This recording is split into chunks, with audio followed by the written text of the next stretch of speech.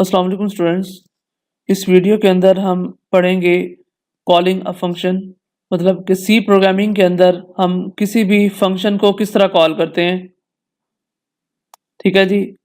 तो while creating a C function, मतलब जब हम एक सी फंक्शन क्रिएट कर रहे होते हैं, we give a definition of what the function has to do. मतलब कि हम बताते हैं, मतलब हम एक डेफिनेशन देते हैं of what the function has to do, कि फंक्शन को असल में क्या करना है। To use a def function, मतलब एक फंक्शन यूज़ करने के लिए we will have to call that function to perform the defined task. हमें इस फंक्शन को तयशुदा काम को सरअंजाम देने के लिए फंक्शन को कॉल करनी पड़ेगी। ठीक है जी। When a program calls a function, मतलब जब एक प्रोग्राम फंक्शन को कॉल करता है तो program control is transferred to the called function. तो प्रोग्राम का कंट्रोल नामी फंक्शन में मुंतकिल हो जाता है, तो मतलब ट्रांसफ़र हो जाता है।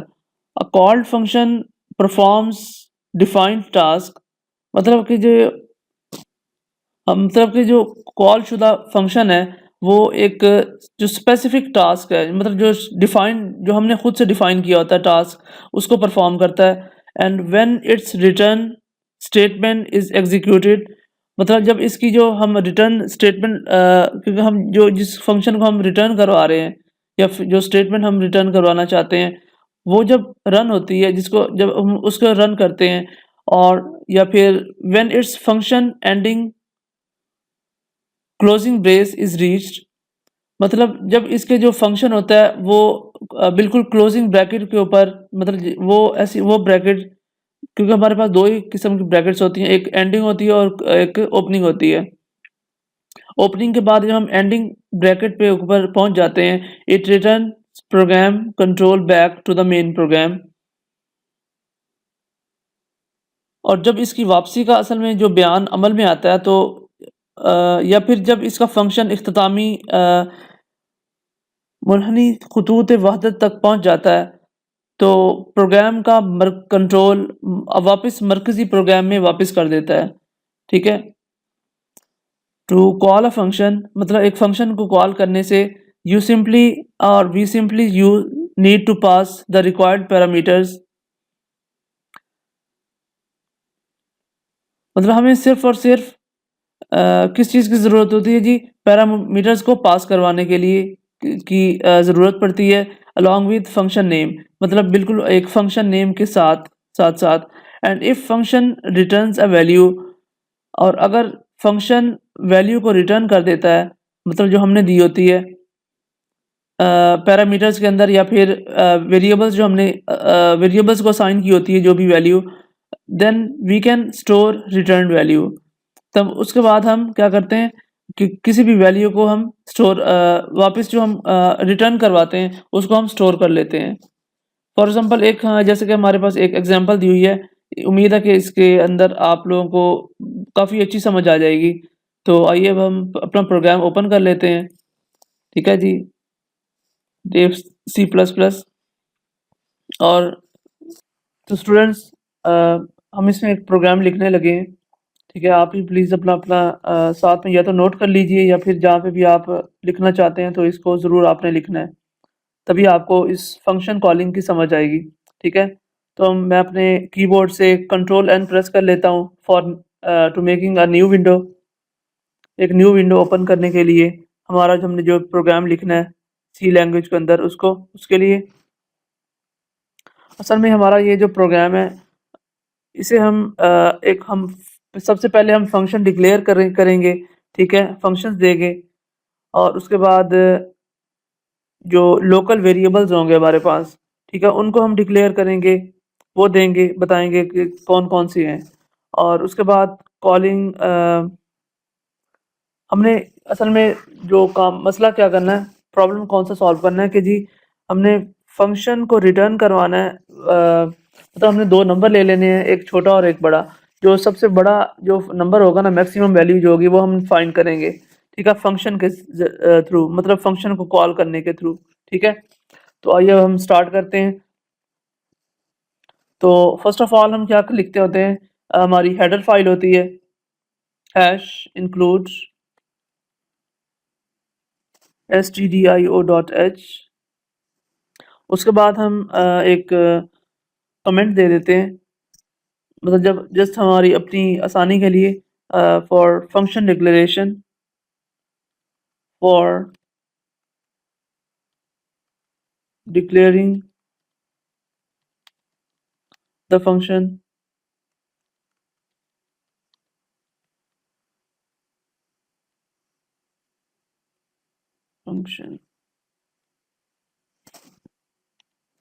तो हम फंक्शन को डिक्लेयर किस तरह करवाते हैं, हम असल में इंटीजर्स लेना चाहते हैं, तो इंट जो मैक्सिमम नंबर हम असल में डिक्लेयर करना चाहते हैं, तो इंट मैक्स। इवन कि कल हमने ये दोनों सिंटैक्स पढ़े भी थे पिछली वीडियो में, अगर आपको याद हो तो। Int max, int number 1 num1 and comma int num2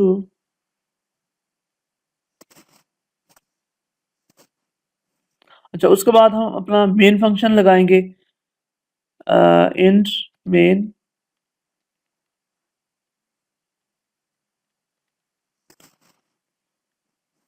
उसके बाद हम एक कमेंट यहाँ पे लगा लेते हैं, लिख लेते हैं जी, local variable definition for making local variable definition. असल में हम दो इंटीजर्स लेंगे, इंट ए, एक पहले को हम ए का नाम दे देते हैं, ए इक्वल टू 100 ले लेते हैं जी, या फिर ए इक्वल टू 99 ले लेते हैं फॉर एग्जांपल। और इंट बी, और जो सेकंड हमारे पास वेरिएबल है वो हम लोकल जो वेरिएबल हमारे पास वो इक्वल टू हम 101 ले लेते हैं, 101। ठीक है जी। उसके बाद अब हम एक और फंक्शन लेते हैं यहाँ पे, इंट रिटर्न, RET रिटर्न। ठीक है जी। अच्छा, उसके बाद तो अब मैं असल में फंक्शन को कॉल करवाना चाहता हूँ। ठीक है, मैक्सिमम वैल्यू गेट करने के लिए, हासिल करने के लिए, तो मैं यहाँ पे पहले एक आर्गुमेंट लिख देता हूँ, सॉरी एक स्टेटमेंट लिख देता हूँ जी, calling a function, calling a function to get the maximum value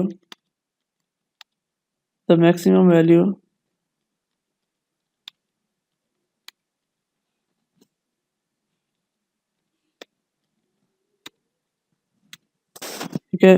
हम क्या करेंगे, जो हमारे पास जो रिटर्न फंक्शन है, हम रिटर्न असल में क्या करवाना है, return is equal to max, मतलब maximum of a and b, मतलब हम मैक्सिमम वैल्यूज़ हमारे पास असल में दो वैल्यूज़ हैं, ए और बी, जो वेरिएबल्स हैं।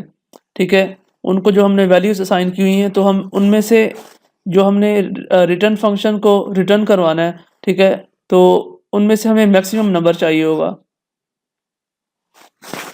तो उसके बाद नेक्स्ट लाइन में हम लिख देते हैं प्रिंट एफ, मतलब कि अपनी स्क्रीन के ऊपर एक चीज़ प्रिंट करवाने के लिए कि हमें बताएगा, हम शो करवाएंगे कि what will be the maximum value. Now the maximum value is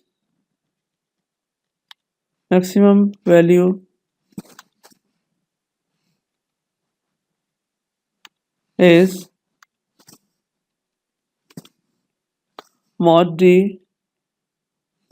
मतलब हमें जो डिजिट चाहिए, ठीक है, -n रिटर्न फंक्शन, जो हमने असल में रिटर्न करवाना है, ठीक है, जो हमारा रिजल्ट होगा। और एंड पे हम क्या करेंगे जी, रिटर्न करवा देंगे हम अपने फंक्शन को, रिटर्न 0।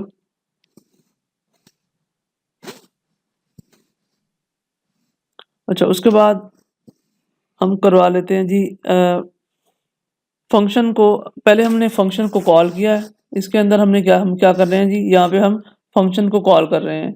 और अब हम करते हैं जी फंक्शन को रिटर्न भी तो करवाना है।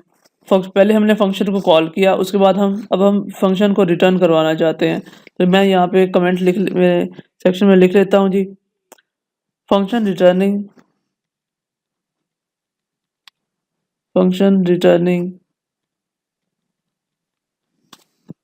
the maximum value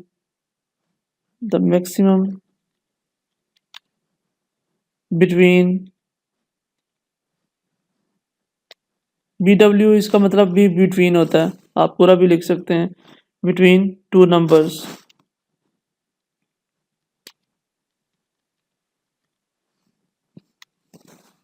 हम क्या लिखेंगे यहाँ पे जी, इंट मैक्स,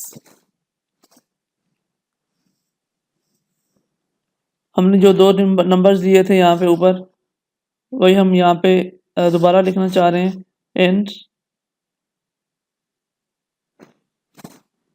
नंबर वन, मतलब नंबर वन जो हमारे पास ए है, और नंबर बी क्या है, नंबर टू क्या है हमारे पास, बी है। तो कॉमा इंट नम टू, ये num one and num two दोनों एक साथ साथ लिखते हैं।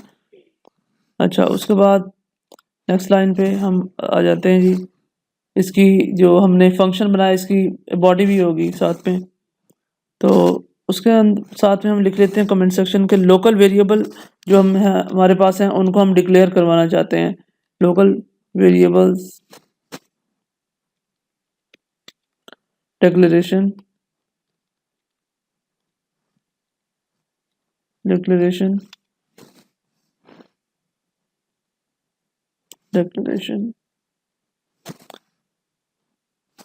And result. अब हम यहाँ पे इफ स्टेटमेंट अप्लाई करेंगे, अगर के इफ num1, मतलब फर्स्ट नंबर जो हमारे पास है a, that is equal to 99, if it is greater than number 2, then तो तब हमें जो रिजल्ट शो होना चाहिए वो क्या होना चाहिए जी, result is equal to number one else, otherwise, मतलब अगर नंबर वन इज ग्रेटर, बड़ा होगा नंबर टू से, तो हमारे पास जो मैक्सिमम वैल्यू आनी चाहिए वो रिजल्ट जो हमारे पास आना चाहिए वो नंबर वन आना चाहिए। अदरवाइज उसके मतलब जो बिल्कुल बरक्स जो है, result equal to number to.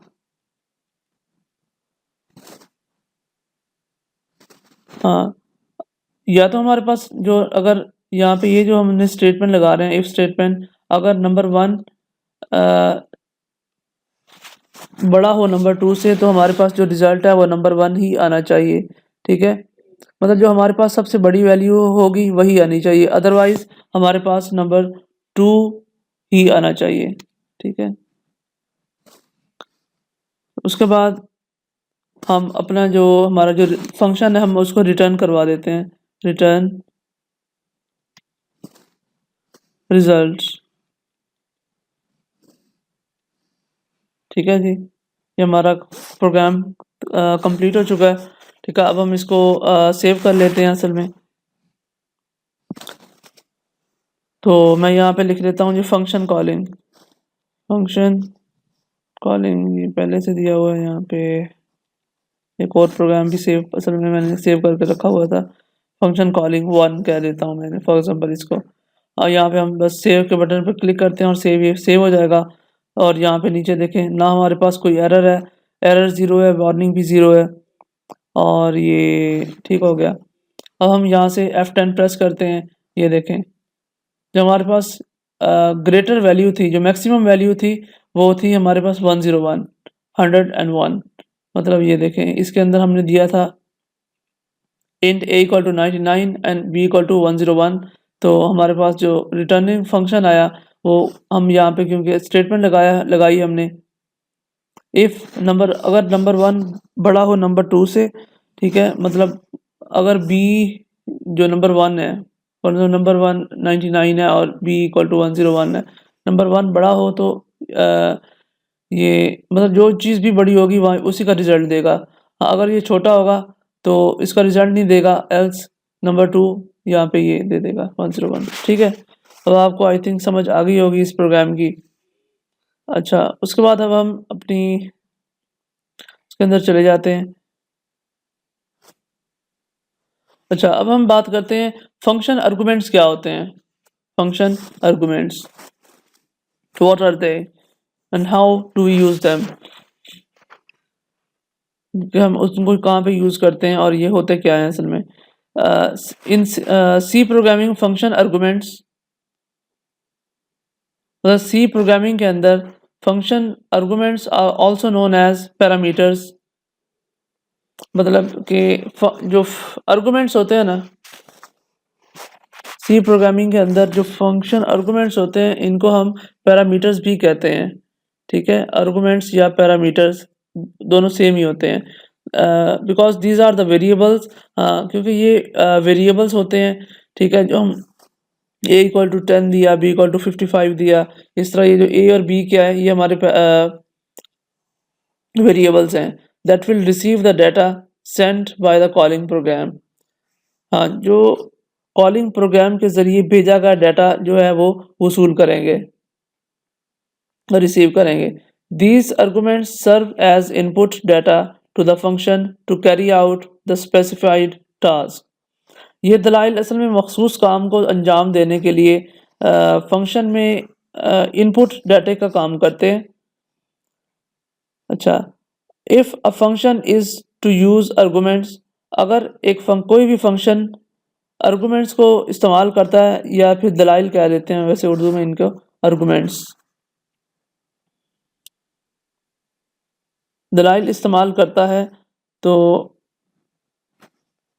क्या होगा, it must declare variables that accept the values of the arguments.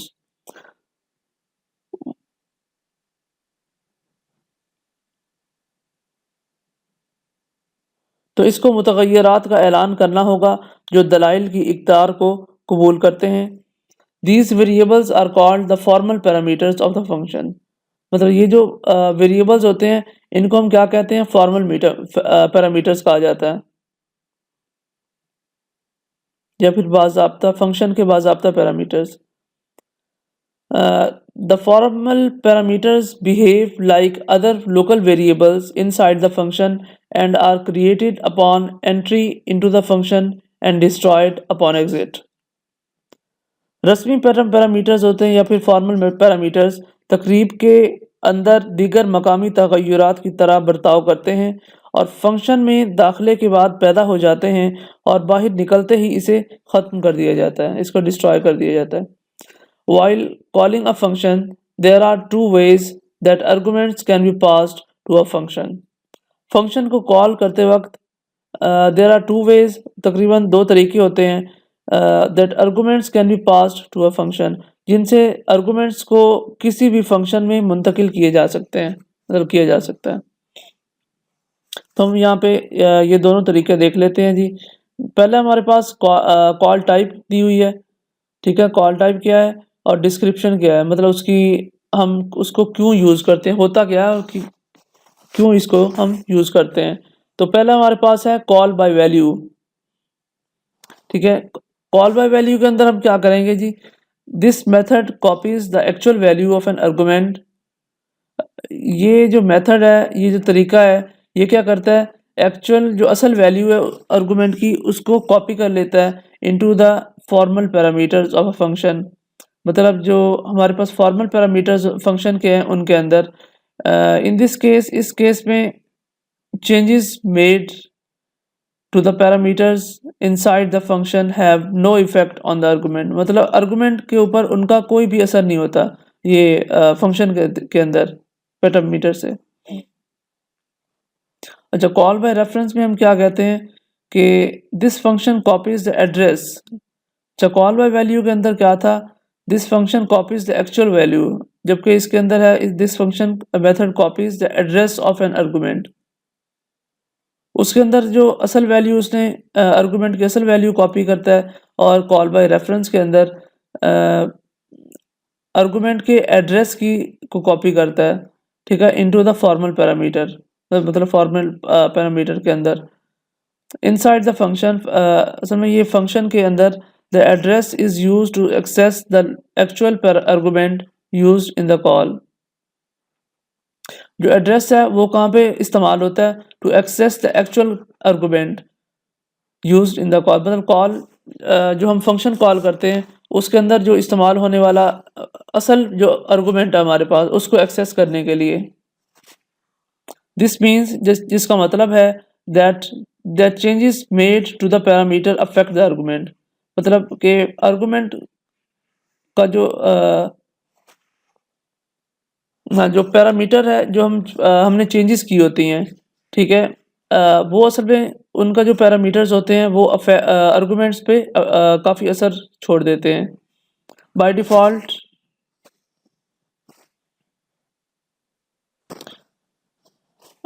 मतलब बाय डिफ़ॉल्ट होता है कि जैसे कि फॉर एग्ज़ाम्पल आपने जैसे ही फ़ोन अपना नया ख़रीदते हैं, तो जो सेटिंग हुई होती है वो कंपनी की तरफ से हुई होती है, वो इसको बाय डिफ़ॉल्ट कहते हैं। सी यूज़ेस कॉल बाय वैल्यू, मतलब सी लैंग्वेज जो है वो कॉल बाय वैल्यू को इस्तेमाल करती है to pass the arguments, arguments pass करने के लिए। In general this means that code within a function can not alter the arguments, मतलब जो कोड होता है हमारा, जो हमारी कोडिंग होती है वो क्या करता है, फंक्शन के अंदर आर्गुमेंट्स को चेंज नहीं कर सकता। Used to call the function and above mentioned example while calling max function use the same method, मतलब वही चीज़ बताई गई है सेम, जो मैं आपको तकरीबन ये पहले ही इसके अंदर बता चुका हूँ। अच्छा, उसके बाद हम एक और प्रोग्राम करना चाहते हैं जी। अच्छा स्टूडेंट्स, मैं आपको असल में एक और प्रोग्राम करवाना चाहता हूँ, ठीक है। हम यहाँ पे फाइल ओपन कर लेते हैं, ठीक है जी। ये जो पहले वाला इसको मैं बंद कर देता हूँ। तो असल में ये हमारा जो प्रोग्राम है जो हम अब बनाना चाह रहे हैं, ये क्या करेगा, इट विल कन्वर्ट डेज, मतलब हम फॉर एग्जाम्पल हम स्क्रीन के ऊपर जो हमसे पूछेगा प्लीज कन्वर्ट योर डेज, मतलब एंटर द डेज, ठीक है, मतलब दिन आप एंटर करें, और ये दिनों को कन्वर्ट कर देगा हमारे साल के अंदर, वीक्स हफ्तों के अंदर और दिनों के अंदर। मतलब फॉर एग्जाम्पल हम 1000 डेज देते हैं, तो हम ये क्या करेगा, हम हमें अपने साल के अंदर कन्वर्ट करके बता देगा कि कितने 1000 दिनों में कितने साल बनते हैं, कितने हफ्ते बनते हैं और कितने दिन बनते हैं। ठीक है जी, आइए स्टार्ट करते हैं अपना प्रोग्राम। तो सबसे पहले मैं यहाँ पे ऊपर अपना लिख लेता हूँ, स्टेटमेंट लिख लेता हूँ। हमारा ये जो क्वेश्चन है असल में सी प्रोग्राम, और maybe write C program to convert into years, to convert the days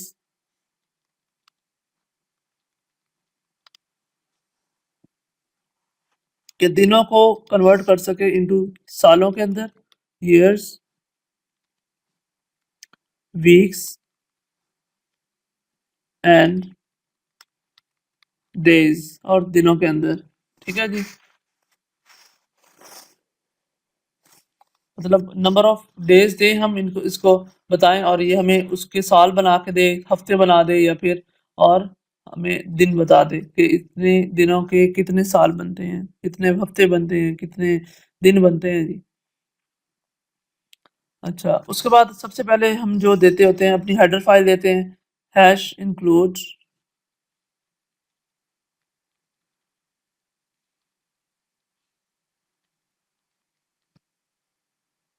stdio.h। असल में जो हम इंटीजर्स वगैरह लेते हैं, ठीक है, उसके लिए ये हमारी हेडर फाइल है।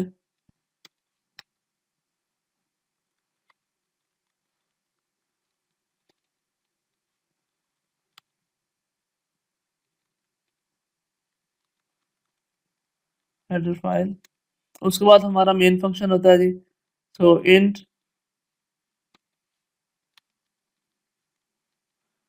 मेन, उसके बाद हमारी बॉडी आ जाती है जी। अच्छा, उसके बाद हम जो इंटीजर्स दे रहे हैं, हमारे हमने जो असल में दिन, साल और महीने, सॉरी वीक जो देने हैं, हफ्ते देने हैं, उसके लिए हम क्या करेंगे, हम इंट देंगे, क्योंकि हमने डिजिट्स में प्रिंट करवाने हैं, ये बताएगा इंटीजर्स, तो हम इंट देंगे। Int days, years, days comma years and weeks, semicolon.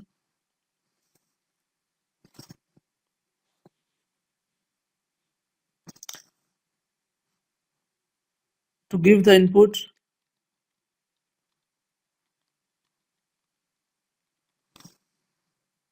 to give the input total number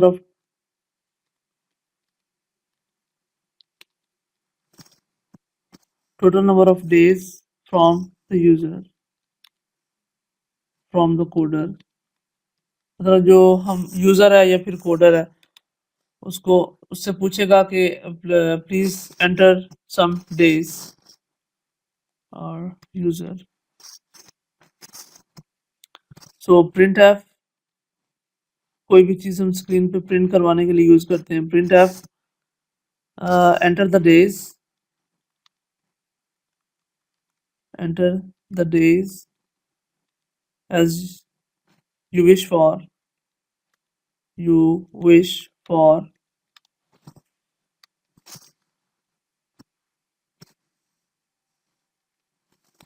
उसके बाद हमने प्रिंट एफ तो लगा दिया प्रिंट के लिए, तो स्कैन एफ भी यूज करेंगे साथ में इनपुट देने के लिए। स्कैन एफ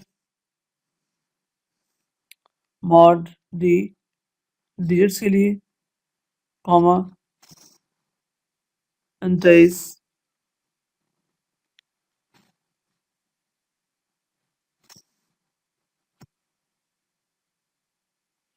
अच्छा, उसके बाद हम जो कन्वर्जन फॉर्मूला देंगे वो क्या देंगे, कन्वर्जन के लिए हमने कोई ना कोई फॉर्मूला वगैरह देना होगा इसको। तो हम इसको बताएंगे कि अच्छा, जो लीप ईयर क्या होते हैं, लीप ईयर को हम इग्नोर कर देंगे, ठीक है जी।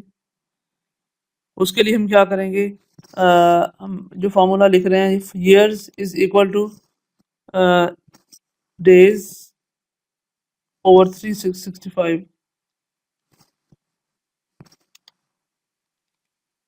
ओवर 365, 365, मतलब डेज को हम डिवाइड कर रहे हैं जी 365 से, मतलब क्यों एक साल के अंदर 365 दिन होते हैं, ठीक है। तो उसके बाद हम इसको बता दें जी, ignore, please ignore the leap years.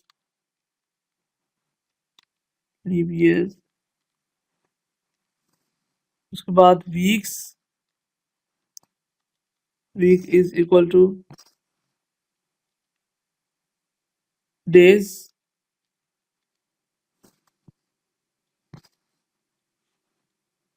mod 365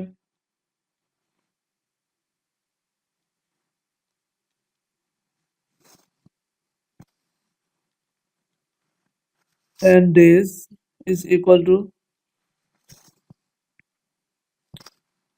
then means days minus, sorry, days minus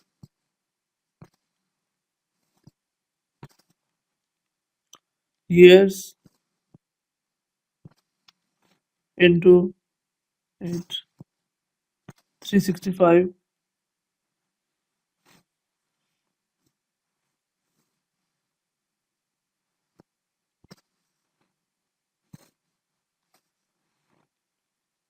into asterisk. Asterisk असल में हम मल्टीप्लिकेशन के लिए यूज करते हैं जी। तो वीक्स इंटू 7, वीक्स स्टेरिक 7, क्योंकि एक हफ्ते के अंदर हाँ, जो साल हमने कैलकुलेट करने हैं, ठीक है, उसके अंदर हम क्या करेंगे जी, डेज को डिवाइड कर देंगे 365 डे से, और जो वीक्स हमारे पास, जो हफ्ते की इस तरह कैलकुलेट करेंगे जी, three days divided by 365।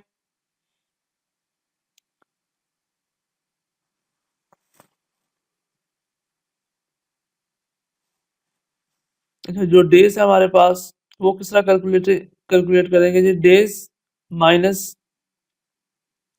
years into 365 into weeks into 7, मतलब कि 7 दिन और 365 डेज का एक साल। तो ये डेज कैलकुलेट करने के लिए एक फॉर्मूला हमारे पास। तो अब हम क्या करेंगे, हमारी जो वैल्यूज जो है हमारी पास, वो उसको हम प्रिंट करवाना चाहते हैं, तो हम क्या लिखेंगे जी, प्रिंट एफ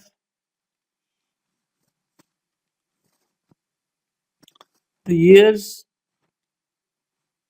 साल सबसे हम जो पहले प्रिंट करवाना चाहते हैं, ईयर्स और डी स्लैश एन,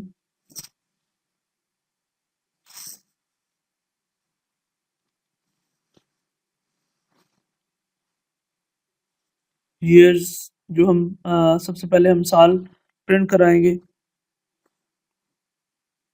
उसके बाद printf weeks, weeks mod d slash N,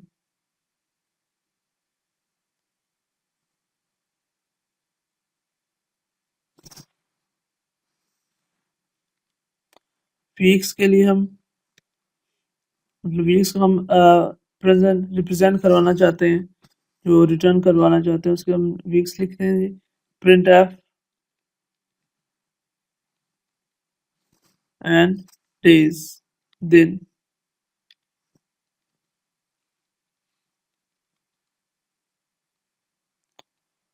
mod D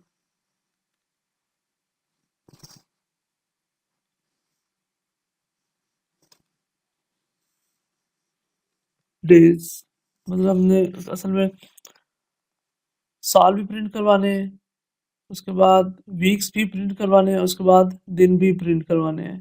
तो एंड पे हम सेमीकोलन लगा देते हैं जी। और अब हम अपनी असल में जो हमारा प्रोग्राम है, हमने जो स्टेटमेंट्स वगैरह दी हैं सारी, हम इनको रिटर्न भी करवाएंगे, रिटर्न 0, ठीक है जी। उसके बाद अब हम इस फाइल को सेव कर लेते हैं कंपाइल के से, हम कहते हैं जी convert days into years, into years, इसको हम सेव कर देते हैं। यहाँ पे हमारे पास एरर भी नहीं है, कोई वार्निंग वगैरह भी नहीं है, ठीक है। उसके बाद हम इसको रन करते हैं जी। फॉर एग्जाम्पल मैं इसको कहता हूँ कि एंटर द, ये मुझसे कह रहा है जी enter the days you wish for, मतलब आप कितने साल दिन इसको देना चाहते हैं कि आपको ये कन्वर्ट करके बताए। मैं फॉर एग्जाम्पल लिख देता हूँ कि 3 साल का 1000 डेज, 1000 दिन के अंदर के कितने होते हैं, साल होते हैं, कितने दिन होते हैं, कितने वीक्स होते हैं। ये इसने ये मुझे बता रहा है जी, एक साल के अंदर 2 साल होते हैं, 1000 दिनों के अंदर 2 साल होते हैं, 270 वीक्स होते हैं, और डेज होते हैं इतने, ठीक है। फॉर एग्जाम्पल मैं इस प्रोग्राम को दोबारा ज़रा रन करना चाहता हूँ। मैं चाहता हूँ, अब हम फॉर एग्जाम्पल मैं देता हूँ इसको 10,000 डेज, 1,00,000 दिन क्या देता हूँ, तो ये देखें, ये इतने दिन होंगे हमारे पास, और 273 साल हो जाएंगे। और 355 वीक्स होंगे हमारे पास, ठीक है? ये 1 लाख दिनों के अंदर। तो ये इस तरह कन्वर्जन करवानी है हमने अपने प्रोग्राम की। ओके, थैंक यू, अल्लाह हाफ़िज़ स्टूडेंट्स।